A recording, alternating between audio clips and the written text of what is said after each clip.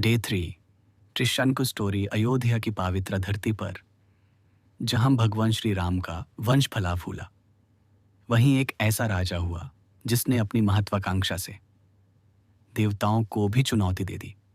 उसका नाम था सत्यव्रत, पर इतिहास ने उसे जाना त्रिशंकु के नाम से। त्रिशंकु की अभिलाषा साधारण ना थी। वो केवल पुण्य या यश नहीं चाहता था।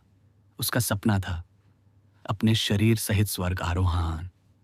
उसने अपने गुरु वशिष्ठ से यह वर मांगा, पर वशिष्ठ ने कठोर स्वर में मना कर दिया। रजन, ये प्रकृति के नियमों के विरुद्ध है। अपमानित राजा फिर भी नहीं रुका।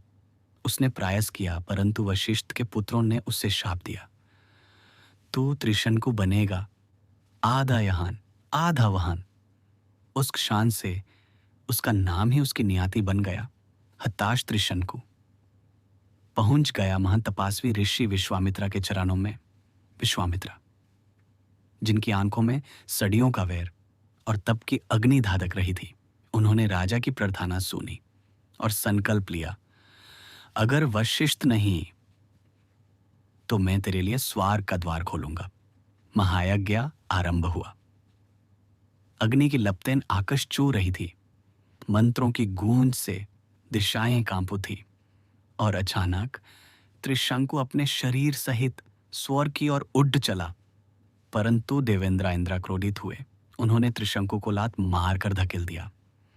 मनुष्य के शरीर सहित स्वर्ग प्रवेश असंभव है। त्रिशंकु चीखता हुआ नीचे गिरने लगा। उसी क्षण विश्वामित्रा ने अपनी दिव्य शक्ति से पुकारा, रुको त्रिशंकु, और चमत्कार हुआ। त्रिशंकु धरती और आकाश के बीच ठहर गया, ना नीचे ना ऊपर।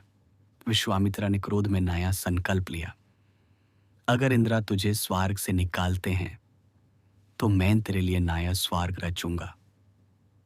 और तप की ज्वाला से उन्होंने एक नाव स्वर्ग रच दिया, जहां त्रिशंकु आज भी आकाश में उल्टा लटका हुआ जीवित है। ये कथा हमें बताती है, अति अधिक महत्वाकांक्षा इंसान को आकाश तक तो ले जाती है, पर धर्म के बिना वो आकाश में लातक भी सकता है। और याद रहे, त्रिशंकु वही इक्ष्वाकु वंश का राजा था, जिसके वंशज आगे चलकर हुए भगवान श्री राम। अगले पार्ट में हम मिलेंगे एक ऐसे महान ऋषि से जिन्हें खुद भगवान विष्णु का अंशारूप कहा जाता है, जिनसे पूरा महाभारत और वेदों की रचना हुई। महर्षि वेदव्यास, उनके जीवन के रहस्य और उनकी दिव्य कथाओं के साथ हम वापस आएंगे डे 4 में। तो दोस्तों, अगर आपको ये कहानी पसंद आई हो तो लाइक ज़रूर कीजिए, सब्सक्राइब कीजिए और बेल आइकॉन दबाइए, ताकि आपको मिलती रहे 100 दिन